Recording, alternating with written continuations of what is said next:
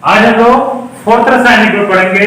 Fourth रासायनिक गुण में हम लोग पढ़ेंगे इसमें अम्ल क्या करता है, धातु ऑक्साइड से क्रिया करता है। किससे भैया? धातु ऑक्साइड से, धातु ऑक्साइड से क्रिया। याद क्रिया लेकर थोड़ा अच्छा लगता है, क्रिया रिएक्शन केंद्रीय होती है। ठीक, तो ध्यान से देखें, धातु ऑक्साइड से क्रिया मतलब जो अम्ल होता है वो धातु ऑक्साइड से क्रिया करके क्या बनाता है, ये बनाता है क्या, यही हमको अध्ययन करना। तो ध्यान से सुने, अम्ल मतलब एसिड, बाकी डिटेल तो डिफिनेशन आप जानते हैं। ये क्या करेगा, मेटल ऑक्साइड मतलब धातु ऑक्साइड से रिएक्शन करके क्या क्या बनाएगा। तो ध्यान से देखेंगे, ये रिएक्शन बहुत आसान आप खुद कर सकते हैं। देखो मेटल अम्ल हो गया, धातु ऑक्साइड नेचर में मतलब ये प्रकृति जो इसकी होती है वो क्षारीय होती है। क्या होती है? क्षारीय होती है। तो रिएक्शन आप खुद ही कंप्लीट कर लेंगे यार। अम्ल है, धातु ऑक्साइड हुआ तो क्या हुआ, नेचर उसका क्षारीय है ना, तो अम्ल और क्षार रिएक्शन करके क्या बनाएंगे भैया, लवण और जल। ये हम लोग पहले पढ़ चुके हैं। अभी थर्ड हमने एक पढ़ा था, लवण और जल, कि जब कोई अम्ल और कोई क्षार रिएक्शन करता है तो लवण और जल बनता है। और इस सब क्रिया को क्या कहते हैं, उदासीनीकरण क्रिया। किस सब क्रिया को?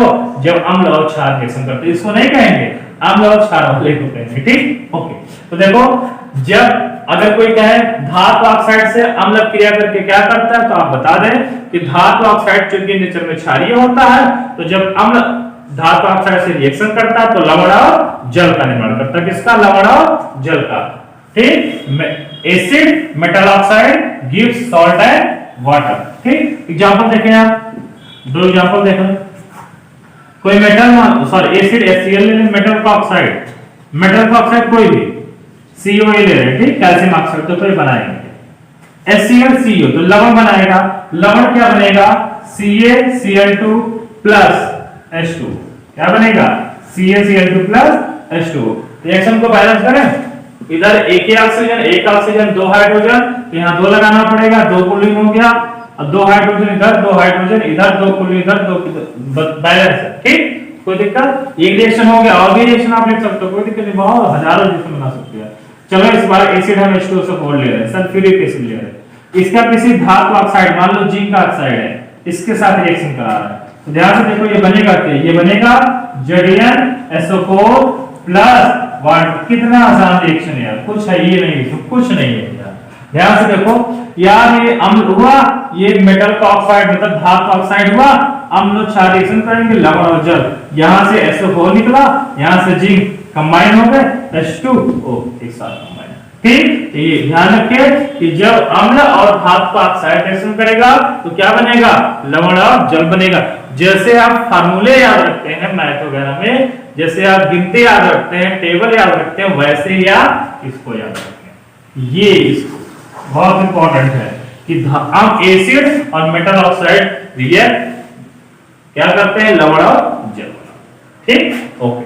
ठीक, अब ये हो गया, हमने पढ़ लिया अम्ल की डेफिनेशन, अम्ल के भौतिक गुण, अम्ल के रासायनिक गुण, अम्ल के प्रकार, अम्ल के उपयोग। ये आपको होमवर्क है। होमवर्क क्या है आपका, ध्यान से देखना, ये हम आपको बाद में बताएंगे, वैसे आप ये इतना कर लेंगे।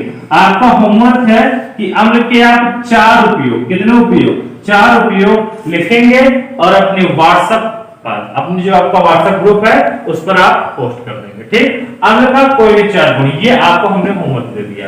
अम्ल का प्रयोग कहां होता है, ठीक, ये आप 4 पॉइंट बना के अपने व्हाट्सएप ग्रुप, अपने क्लास के व्हाट्सएप ग्रुप पर क्या कर देंगे, इसको पोस्ट कर देंगे। होमवर्क क्या है आपका, अम्ल के उपयोग, कोई 4।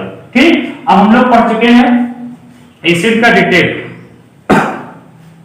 अब एक इसमें टर्म आता है अम्ल की क्षारकता, ये आपको थोड़ा समझा दो बढ़िया से। अम्ल की क्षारकता बड़ा अजीब थोड़ा सा लगता है बच्चों को कि अम्ल है और उसकी क्षारकता का क्या मतलब है। ठीक है ना, तो ये हम आपको डिटेल से बता, आपको बुक में लिखा हुआ शायद मिल जाएगा। हेडिंग है आपका, एक छोटा सा नोट में, बहुत इंपॉर्टेंट नोट हम आपको बता दें। इस नोट में आप लोग कापी वगैरह नोट बढ़िया से तैयार करते रहे, यही आपका बोर्ड एग्जाम आपको देना है। आप कापी मेंटेन करते रहिए, जैसे पढ़ाया जा रहा है मेंटेन रहेगी कापी, आप उसी को पढ़िए, कोई दिक्कत नहीं, क्योंकि जब भी आपकी क्लासेस चलेंगी पुराना आपको नहीं पढ़ाया जाएगा डिटेल में, पुराना आपको उतना ही पढ़ाया जाएगा, आपको कोई क्वेश्चन हो वो क्वेश्चन प्रॉब्लम आपको सॉल्यूशन करा दिया जाएगा, साथ साथ टॉपिक में कोई कॉन्सेप्ट में दिक्कत आ रही हो वो आपको बता दिया जाएगा, बाकी आपको नेक्स्ट आगे पढ़ाया जाएगा। ठीक, तो आप ये मत समझिए कि इतने डिटेल से फिर क्लास में होगा, ऐसा पॉसिबल नहीं है। ठीक, तो आप लोग थोड़ा सा मेहनत करें। तो देखो नोट में हम हेडिंग पढ़ रहे हैं छोटा सा, अम्ल की क्षारकता, अम्ल की क्षारकता, बेसिसिटी या एसिड। अगर इसकी इंग्लिश हम बोले तो इसकी इंग्लिश क्या होगी भैया, बेसिसिटी या एसिड, मतलब अम्ल की क्षारकता। ये अम्ल की क्षारकता होता क्या है, ये टर्मिनोलॉजी है क्या, तो ध्यान सुनो। किसी अम्ल में उपस्थित विस्थापनीय हाइड्रोजन परमाणुओं की संख्या को, ध्यान से समझना, विस्थापनीय मतलब जो वहां से विस्थापित हो सके, गायब हो सके। फिर से सुनो, किसी अम्ल में उपस्थित विस्थापनीय हाइड्रोजन परमाणुओं की संख्या को उस अम्ल की क्या कहते हैं, क्षारकता। मतलब कोई अम्ल है यदि उससे विस्थापनीय हाइड्रोजन एक है तो उसकी क्षारकता 1 होगी, कोई अम्ल है उसमें विस्थापनीय हाइड्रोजन की संख्या 2 है तो उसकी क्षारकता 2 होगी, अगर कोई अम्ल है उसमें विस्थापनीय हाइड्रोजनों की संख्या 3 है तो उसकी क्षारकता 3 होगी। अब ध्यान देना, हमने एक बहुत इंपॉर्टेंट इसमें वर्ड बोला, विस्थापनीय हाइड्रोजनों की संख्या। किसी यौगिक किसी एसिड में कितने एच है वो डिसाइड नहीं करता है कि अम्ल की क्षारकता कितनी होगी, उस अम्ल में से कितने हाइड्रोजन वहां से निकल सकते हैं वो डिसाइड करता है कि अम्ल की क्षारकता कितनी होगी।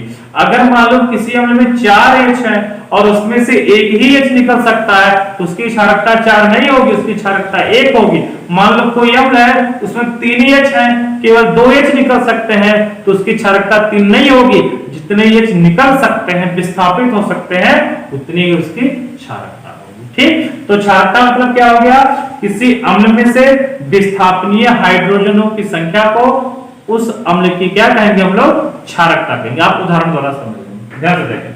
हम आपको 2 ग्रुप बना देंगे, ठीक, एक अम्ल है, केवल एक थोड़ा सा घुमा दे, एक इधर एसिड हो गया और इधर हो गया इसकी क्षारकता, बेसिसिटी होगी, किसकी क्षारकता कितनी होगी। तो ध्यान से देखो हम लिख रहे हैं, मान लो HCl है तो इसमें एक H है, एक H निकल जाता है, इसकी क्षारकता 1 होगी। ठीक, मान लो आपका H2SO4 है, यहां से निकल जाता है तो इसकी क्षारकता 2 होगी। मान लो H3PO4 है, फास्फोरिक एसिड है, तो ये हो गया, इसकी क्षारकता 3 है। तो कुछ लोग देखो, और फिर मान लो चौथा है CH3, ये सब एसिड है, इसकी क्षारकता कितनी है, अब देखो ध्यान से। कुछ लोग कहेंगे सर जी 1 H तो 1 क्षारकता, 2 H 2 क्षारकता, 3 H 3 क्षारकता। इतना आसान, आपको इतना काहे परिभाषा बता रहे हैं, है ना, काहे विस्थापनीय चीज चिल्ला रहे हैं, ये सब बताइए, जब हाइड्रोजन देखे क्षारकता बता रहे। अच्छा अब बताओ, तो ऐसे लोग कहेंगे 3 1 4 1 क्षारकता 4, जबकि है गलत। ध्यान से देखो, अब यहाँ तो बड़ा अच्छा था, बहुत बढ़िया एकदम, इसकी क्षारकता 1 होगी, इसकी क्षारकता कितनी होगी 1।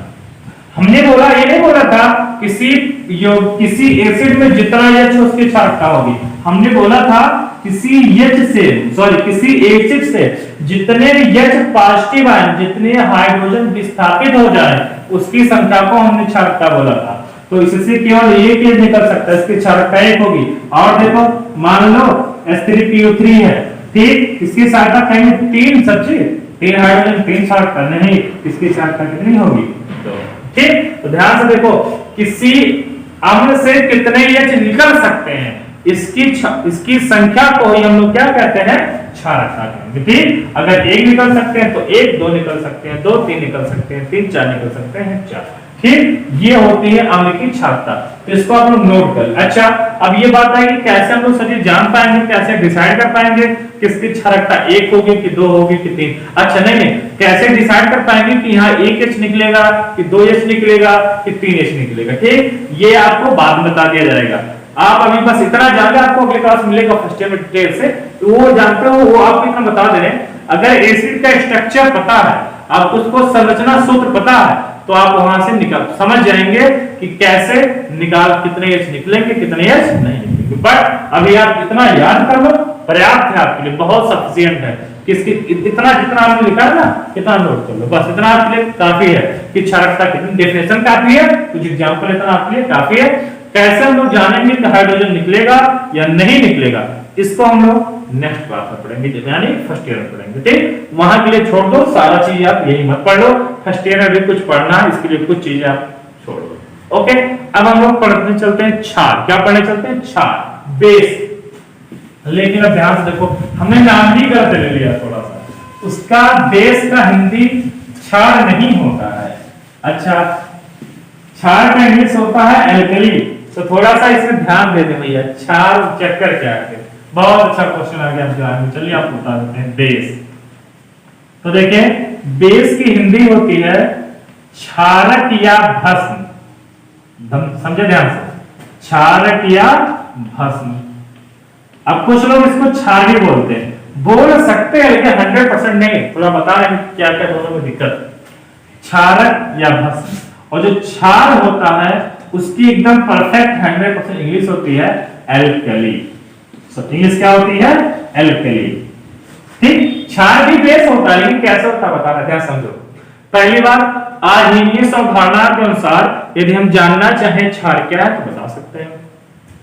वह पदार्थ जो जलीय विलयन में वियोजित होकर केवल OH निगेटिव आयन, मतलब hydroxyl ion, OH negative ion अर्थात हाइड्रोक्सिल आयन प्रदान करता है। अर्थात विलयन में ऋणात्मक आयन केवल और केवल OH निगेटिव हो, इसके सिवाय कोई भी ऋणात्मक आयन ना हो, तो उस पदार्थ को हम लोग क्या कहेंगे?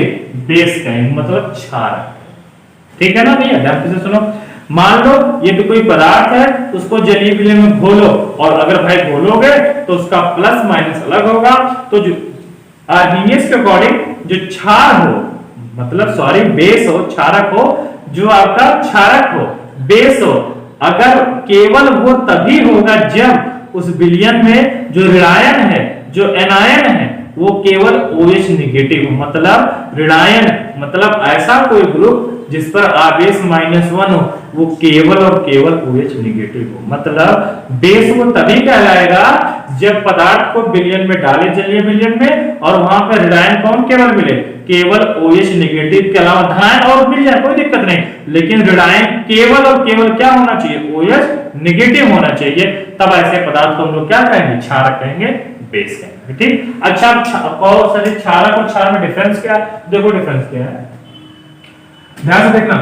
ऐसे क्षारक जो जल में घुल जाए, ऐसे क्षारक जो जल में घुल जाए उसको क्षार कहते हैं, और ऐसे क्षारक जो जल में ना घुले उसको क्षार नहीं कहते। मतलब ध्यान से देखो, ये जो क्षार होता है क्षारक से ही बना है।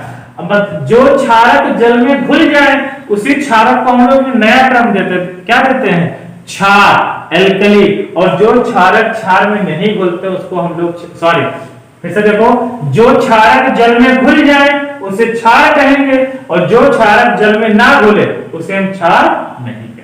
ठीक, तो ध्यान को हम एक लाइन बोलने जा रहे हैं, सभी क्षार, ध्यान से देखना, सभी एल्कली मतलब क्षार क्षारक होते हैं, लेकिन सभी क्षारक क्षार नहीं। ध्यान से देखिए, पीछे समझिए, सभी क्षार जो एल्कली होते हैं वो तो क्षारक होते हैं, लेकिन सभी क्षारक क्षार नहीं होते। क्यों? क्योंकि सभी क्षारक जल में नहीं घुलते हैं ना, तो जितने क्षारक अगर सभी क्षारक जल में नहीं घुलते हैं तो वो क्षार कैसे? मतलब अगर क्षार है तो ये तो कंफर्म है कि वो बेस है, क्षारक है, लेकिन यदि क्षारक है तो ये कंफर्म नहीं है कि वो क्षार ही होगा। मतलब आप सिंपल जो हमने बोला आप समझ गए होंगे कि सभी एल्कली क्षार क्षारक होते हैं, लेकिन सभी क्षारक क्षार नहीं। ठीक, तो आप लोग इसको डिटेल में थोड़ा नोट कर लेंगे। हाय स्टूडेंट, तो अब हम लोग समझ गए होंगे कि क्षारक और क्षार है, ठीक है ना? अगर हम पूछे तो आप लोग अब की तरह समझ गए होंगे, आई होप आप लोग बेहतर समझ गए होंगे क्षार क्या है, क्षारक क्या है। ठीक, ओके। क्षार ऐसे क्षार जो जल में घुल जाए, क्षार, कोई दिक्कत नहीं। अच्छा, लेकिन क्षार तो बुक में क्यों लिखा रहता है क्षार बेस की जगह क्षार? देखो ध्यान से आप बता रहे हैं, 10th लेवल तक हम लोग जितने भी क्षारक का अध्ययन करेंगे ना, वो ऐसे क्षारक होते ही हैं जो जल में क्या हो जाते हैं? घुल जाते हैं।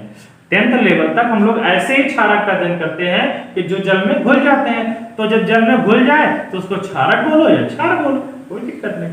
ठीक, इसीलिए बुक में लिखा रहता है 10th लेवल तक बुक में अगर मतलब एक्चुअल लिखना चाहे तो बेस की इंग्लिश क्षारक होगी, लेकिन वो लिख देता है बेस मतलब क्षार। आप भी अवेलेबल, क्योंकि आप 10th लेवल तक ऐसे क्षार मतलब क्षारक का अध्ययन ही करते हो कि जो जल में घुल जाए। ओके ठीक। अब हम लोग पढ़ते हैं क्षारक के प्रकार, मतलब बेसिस के टाइप्स होते क्या क्या। तो जैसे हमने पढ़ा था आयनन के आधार पर हमें कितने प्रकार के होते हैं भैया, बोलो जल्दी से, 2 प्रकार के, दुर्बल अम्ल और प्रबल अम्ल। वैसे ही आयनन के आधार पर, आयनाइजेशन के आधार पर, किसके आधार पर, यह ध्यान देने वाली बात है, आयनन के आधार पर। किस पे? आयनन के आधार पर क्षार भी कितने प्रकार के होते हैं, मतलब बेस क्षारक, हम बेस बोलेंगे क्योंकि ठीक। क्षारक कितने प्रकार के होते हैं? 2 प्रकार के। पहला क्षारक क्या हो जाएगा? स्ट्रॉन्ग बेस मतलब प्रबल क्षारक, स्ट्रॉन्ग बेस मतलब प्रबल क्षारक। दूसरा हो जाएगा वीक बेस मतलब दुर्बल क्षारक। बीस में मतलब क्या हो जाएगा भैया? दुर्बल क्षारक। ठीक। तो जैसा हमने डिफिनेशन बताया था अम्ल में, वैसा भी यहां भी रहेगा। ध्यान से देखो, ऐसा क्षार जिसको जल में घोलने पर वह पूर्णतः अपने आयनों में वियोजित हो जाए। ऐसा क्षारक जिसको जल में घोलने पर वो पूर्णतः अपने आयनों में वियोजित हो जाए, ऐसे क्षारक को हम लोग क्या कहेंगे? प्रबल क्षारक कहेंगे। ठीक। मतलब ऐसा कोई क्षारक हो जिसको जल में घोलो और वो 100% जितनी उसका अमाउंट हो पूरा का पूरा अपने आयनों में बदल जाए, आयनित हो जाए प्लस और माइनस में, तो हम ऐसे क्षारक को क्या कहेंगे? स्ट्रॉन्ग बेस कहेंगे, प्रबल क्षारक कहेंगे। एग्जांपल देखो, NaOH हो गया, ठीक, KOH हो गया, ये सब क्या है आपके? स्ट्रॉन्ग है। ठीक। और ETC या और लिख दो, कोई दिक्कत नहीं, और बहुत सारे हैं, कोई दिक्कत नहीं। अगर आप लिखना ही चाहो तो चलो और लिख दे रहे हैं, MgOH का होल्ड। ये सब क्या है भैया? प्रबल क्षारक है। ये क्षारक ऐसे क्षारक है जिसको अगर जल में घोल दोगे आप तो ये 100 रूप से धनायन और ऋणायन में क्या हो जाएंगे? वियोजित हो जाएंगे, अलग हो जाएंगे। ठीक है ना। तो ये हो गए आपके प्रबल क्षारक। अब देखो वीक बेस मतलब दुर्बल क्षारक। दुर्बल क्षारक क्या होते हैं? तो देखो सेम डिफिनेशन जैसे अम्ल की तरह। तो ऐसे क्षारक जिनको जलीय विलयन में घोलने पर वो पूर्णतः अपने आयनों में वियोजित नहीं होते हैं। ध्यान से सुने, ऐसे क्षारक जिनको जल में घोलने पर वे पूर्णतः अपने आयनों में वियोजित नहीं होते हैं, ऐसे क्षारकों को हम लोग क्या कहते हैं? दुर्बल क्षारक। ठीक। वीक बेस कहते हैं। जैसे एग्जांपल देखो आप, NH4OH अमोनियम हाइड्रोक्साइड सबसे पॉपुलर है वीक बेस। ठीक है ना। तो अमोनियम हाइड्रोक्साइड आपका क्या है? एक बहुत ही दुर्बल वीक है। वीक बेस सॉरी दुर्बल वीक, वाह क्या हमने बोला, सॉरी बहुत ही दुर्बल क्षार है। तो मतलब बहुत ही कमजोर क्षार है जो अगर विलयन में घोल देते हैं तो ये अपने आयनों में पूर्णतः आयनाइज नहीं होता। ऐसे बहुत क्षार हो सकते हैं। ठीक। तो आप कोई डिफिनेशन समझो, आपको ये याद रखना पड़ेगा कि कौन दुर्बल क्षारक है, कौन प्रबल क्षारक है। ठीक। क्योंकि आप आयनाइज होगे तो देख नहीं पाओगे ना कि पानी लिए आयनाइज करें, देखें पहले कम वियोजित होता है कि पूरा, तो ऐसा आप करोगे तब पता चलेगा क्वेश्चन हो चुका। ठीक। तो आपको ये थोड़ा सा रिमेंबर रखना पड़ेगा। जैसे आप फार्मूले रिमेंबर रखते हैं कि कौन दुर्बल क्षारक है और कौन प्रबल क्षारक। ठीक है, कोई दिक्कत नहीं, आप अभी पढ़ लो। हम पूरा एक टेबल बना देंगे, पूरे प्रबल क्षारक दुर्बल क्षारक पूरा डिटेल से लिख देंगे, कम से कम 10-20 लिखेंगे। ठीक, इसकी दिक्कत नहीं। आप लोग टर्मिनोलॉजी को समझो, हम कहना क्या चाह रहे हैं। तो आप समझ गए होंगे प्रबल क्षार क्या होते हैं, दुर्बल क्षार क्या होते हैं। अब हम लोग पढ़ेंगे प्रबल जो क्षार होते हैं, दुर्बल क्षार मतलब पूरा क्षार। बेस हम लोग पढ़ेंगे कि बेस के भौतिक गुण क्या होते हैं, बेस के रासायनिक गुण क्या होते हैं। हम लोग इस पर अब हमारा फोकस है। ठीक, क्या क्षार के भौतिक गुण और क्षार के रासायनिक गुण, ये हम नेक्स्ट क्लास में यानी कल। ठीक, ओके, आज के लिए इतना है।